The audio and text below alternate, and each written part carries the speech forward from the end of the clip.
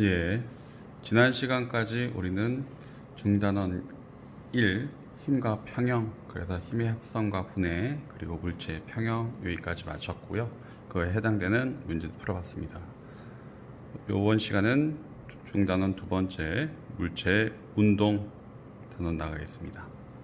그러면 물체의 운동,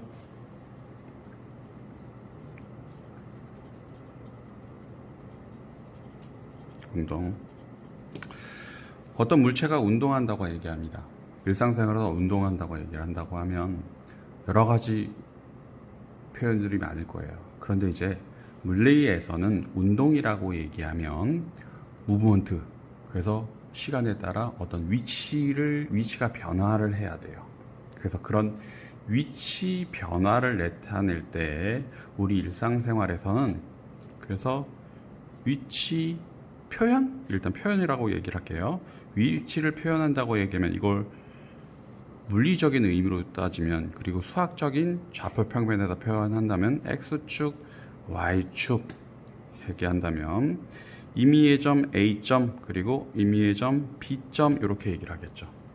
그래서 A점은 원점으로부터 X방향으로 얼만큼, Y방향으로 얼만큼 떨어져 있다고 얘기를 하고, B점은 원점으로부터 얼만큼, X축 방향으로 얼만큼, Y축 방향으로 얼만큼 위치에 떨어진 A지점, B지점이라고 얘기합시다. 그러면 이거 물체가 운동한다고 얘기하면 A에서 B로 이렇게 왔다 갔다 하면서 이렇게 갔다고 합시다. 그래서 이런 운동을 했다고 얘기할 때 이 운동의 결과를 가지고 우리가 표현합니다. 그래서 첫 번째 표현은 뭐가 있냐면 이동거리라는 것이 있고요. 운동을 표현할 때 또 하나는 뭐냐면 변위라는 것이 있습니다. 그 위치에 변화한 거를. 그러면 이 이동거리라고 얘기하는 건 움직인 총 경로 간 길입니다.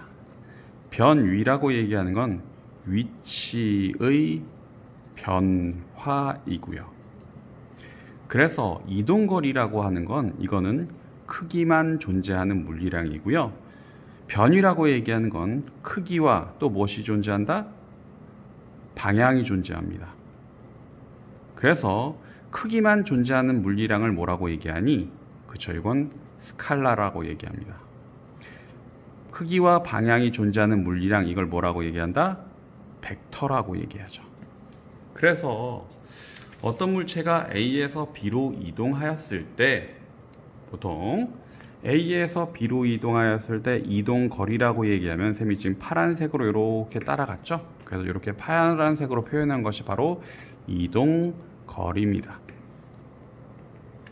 그러면 변위라는 것은 무엇이냐면, A에서 B로 이동했다고 얘기하면 이렇게 화살표로 이렇게 표현해 줍니다. 그래서 이렇게 화살표를 표현해 준 게 변위예요. 차이는 어떤 건지 알겠니? 그렇죠. 위치의 변화. 그래서 어디에서 어디로.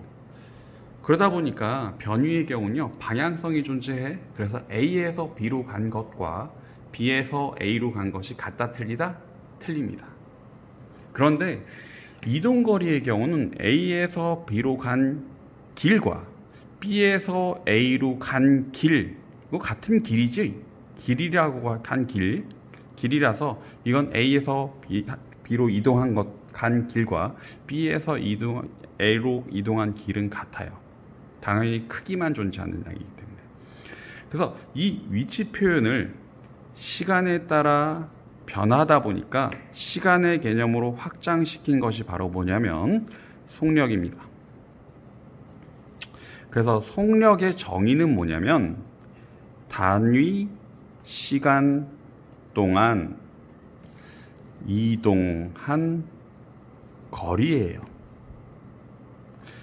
그래서 이거 공식을 보면 속력은 시간 동안에 이동한 거리가 되게 되고요. 요거를 약자로 나타내면 V 벡터는 벡터가 아니죠. 소리. V는 T분의 S라고 나타낼 수 있습니다. 그래서 단위는 어떤 것이 있나요? 그렇죠. 미터 퍼 세크. 또 다른 거라고 하면 상당히 많아 있어요.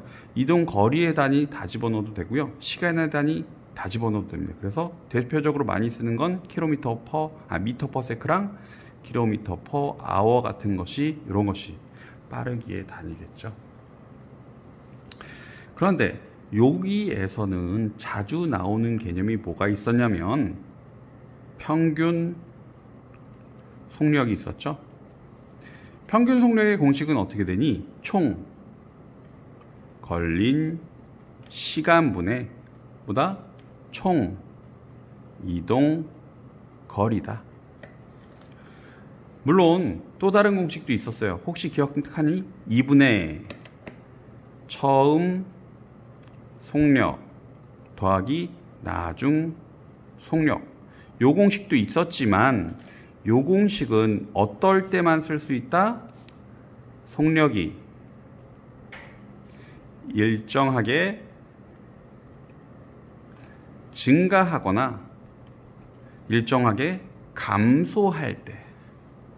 요번에 단원에 배울 뭐냐면 등가속도. 그래서 속도가 일정하게 증가하거나 일정하게 감소할 때 요때 쓰이는 거예요. 다시 말하면 속력이 일정하게 감소하거나 일정하게 증가하는 경우 가지고 속력이 왔다 갔다 할 경우는 요걸 씁니다. 총 걸린 시간분의 총 이동거리. 그렇죠? 그리고 또 하나, 이동거리를 시간의 개념으로 시간에 따른 이동거리를 얘기했던 게 속력이라고 하면 시간에 따른 위치의 변화를 한 게 바로 뭐냐면 속도입니다. 그래서 속도의 정의는 뭐냐? 속도의 정의는 단위 시간 동안 위치 변화입니다. 그래서 공식을 보면 속도는 시간분의 변위가 되고요.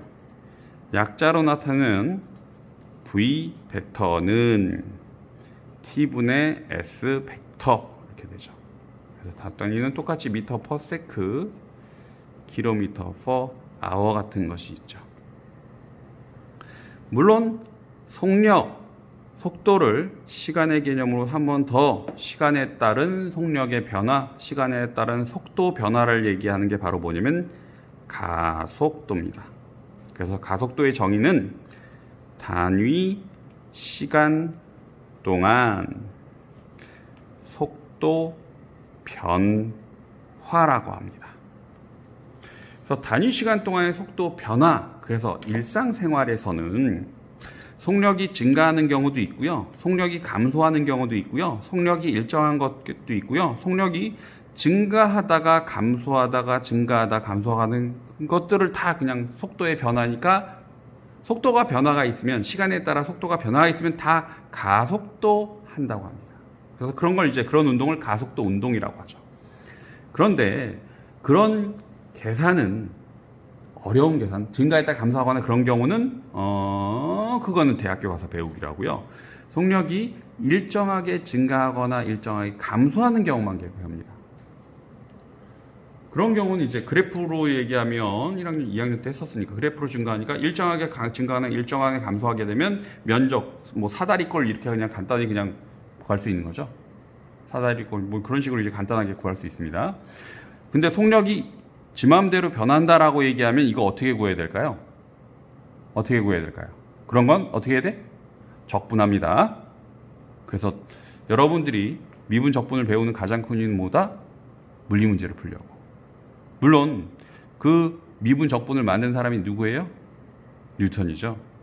그래서 그 어려운 그런 것들은 이제 어려운 뭐 속력이 증가하거나 감소하거나 왔다 갔다 하는 그런 그래프로 표현되는 그런 문제들은 대학교 가서 배우기로 하고요.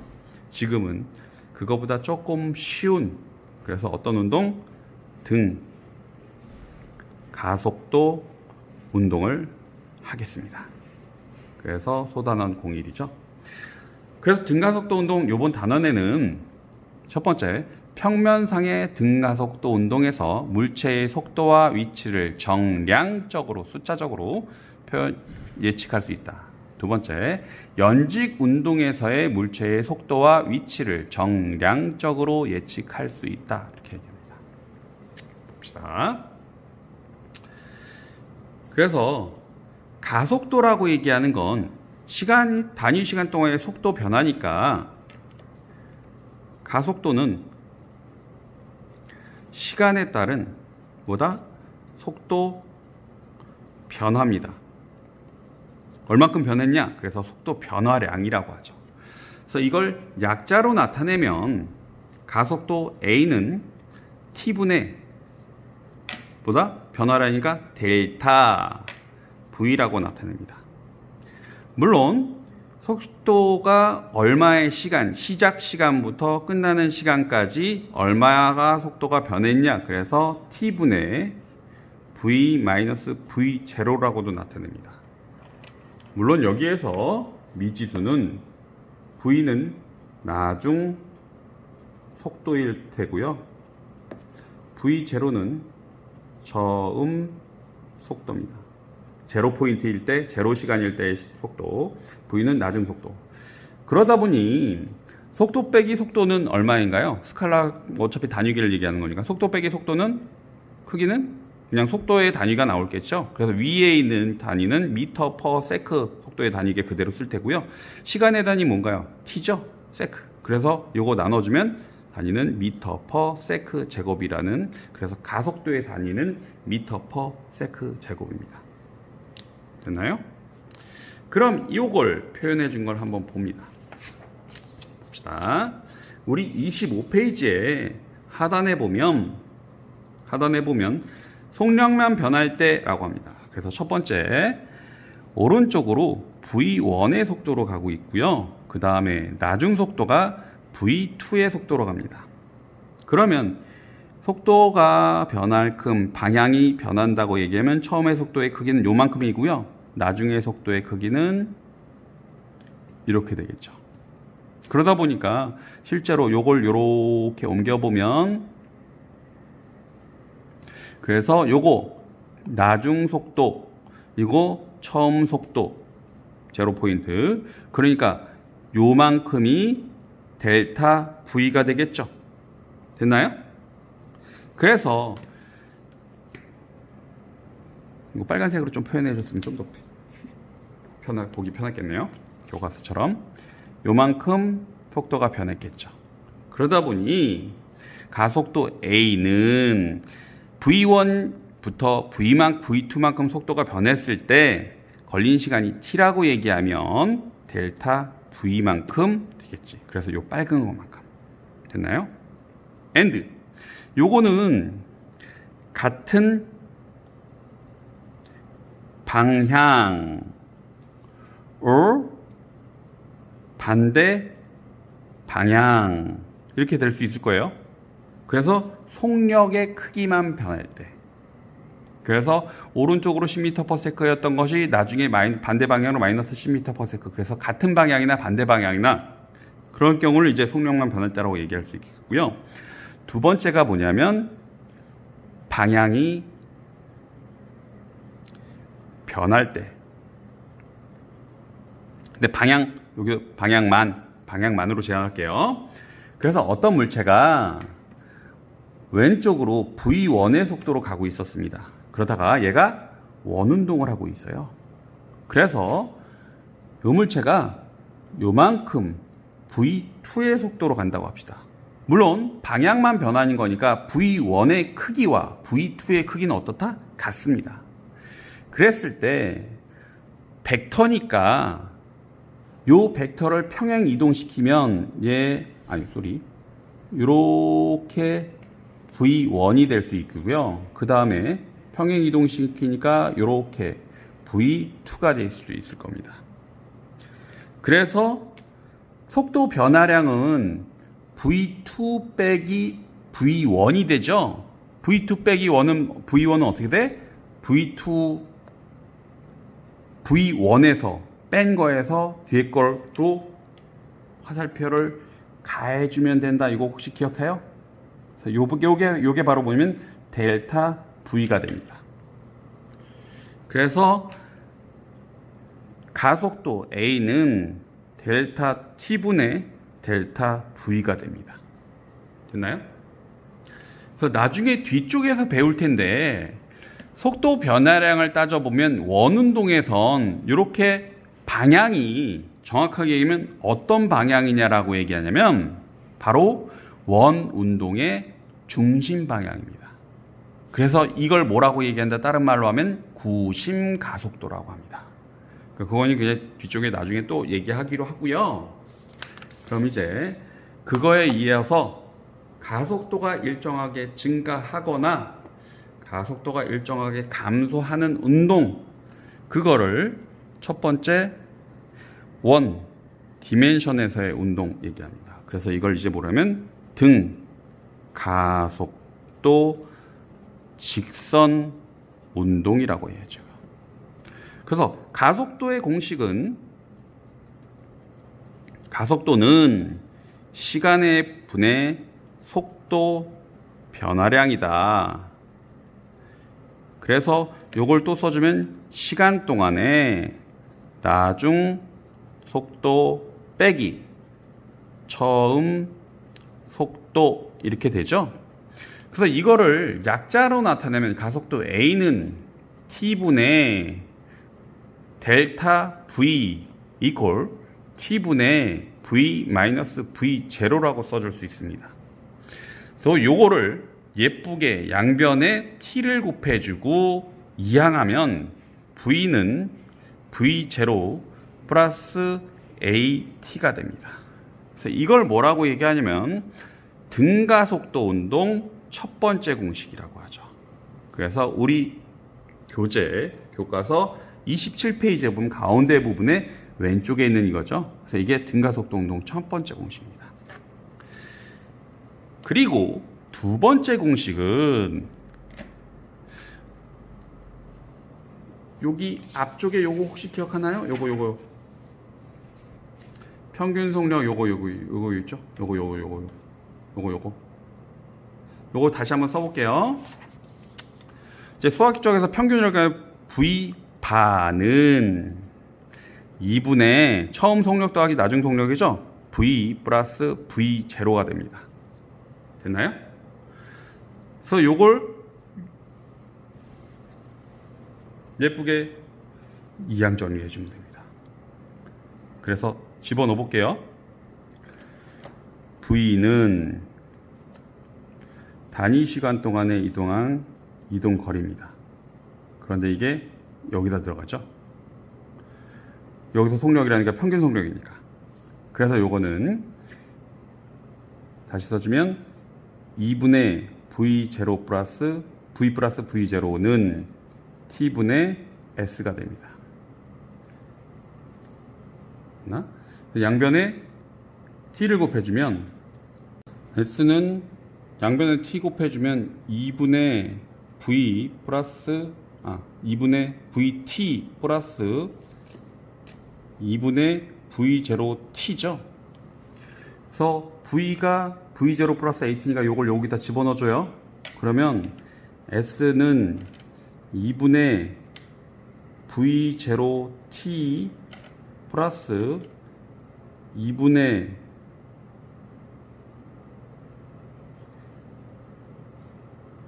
AT 제곱 플러스 2분의 V0T가 되죠. V0T, V0T가 절반만큼 있는 거 이거 되니까 이건 얼마 돼? V0T 플러스 2분의 1 AT 제곱이 됩니다. 그래서 S는 V0T 플러스 2분의 1 AT 제곱 요게 등가속도 운동 공식 두 번째가 되죠. 그리고 S랑 V랑 요걸 예쁘게 이항 정리하면 어떻게 된다? 2AS 이꼬르 V의 제곱 마이너스 V0 제곱 요 공식이 이렇게 나옵니다. 등가속도 운동 공식 세 번째가 나옵니다. 그래서 요 등가속도 운동 공식 세 가지는 꼭 외워줘야 돼요. 그래서 요런 거 같은 경우에는 간단하게 문제가 나오면 어떤 물체가 처음 속도 제로고 정지작동했던 물체가 가속도가 4m/s 제곱으로 2초 동안 이동했다. 그러면 나중 속도는 얼마니? 이렇게 물어봅니다. 그래서 그런 문제들의 경우는 등가속도 운동 공식 3가지를 외우면 항상 풀 수 있는 거죠. 그런데 첫 번째 넣어서 안 됐다. 그럼 두 번째 넣으면 되고요. 두 번째 넣어서 안 된다. 그럼 세 번째 공식에 넣으면 어쨌든 풀 수 있습니다. 근데 조금 쉬운 방법이라고 하면 보자. 여기 들어가는 전체 미지수를 한번 써볼게요. V가 있었죠? V는 뭐야? 나중 속도입니다. and V0는 뭐야? 처음 속도입니다. 그리고 A 가속도고요. T 시간입니다. 그리고 S 변이가 되죠. 그래서 미지수 몇 개니? 총 5개죠. 그런데 첫 번째 공식은 미지수가 하나가 빠졌어. 뭐가 빠졌니? 그쵸? S가 없습니다. 두 번째 공식에서는 미지수가 뭐가 없어? V가 없습니다. 세 번째 공식에서는 뭐가 없지? T가 없습니다. 이해되니? 그래서 등가속도 운동입니다. 물체가 일정하게 속력이 증가하거나 물체가 일정하게 속력이 감소했습니다 라고 얘기하는 문제의 경우는 요 등가속도 운동 공식 3가지를 집어넣으면 되는데, 첫 번째 안 넣으면 두 번째 안 넣으면 세 번째 집어넣으면 되는데, 문제의 조건에서 이동거리가 없이 변이가 없이 문제가 나왔다 그러면 첫 번째 공식에다 집어넣으면 무조건 답이 나온다는 얘기고, 나중 속도가 없다라고 얘기하는 문제의 경우는 그냥 요 두 번째 공식, 걸린 시간이 없다 그러면 어떻게 몇 번째에다? 세 번째 공식에다 집어넣으면 문제의 답은 나온다는 얘기죠. 그래서 등가속도 운동 공식 3가지까지만 이제 표현을 했습니다. 오늘 수업은 여기까지 하겠습니다.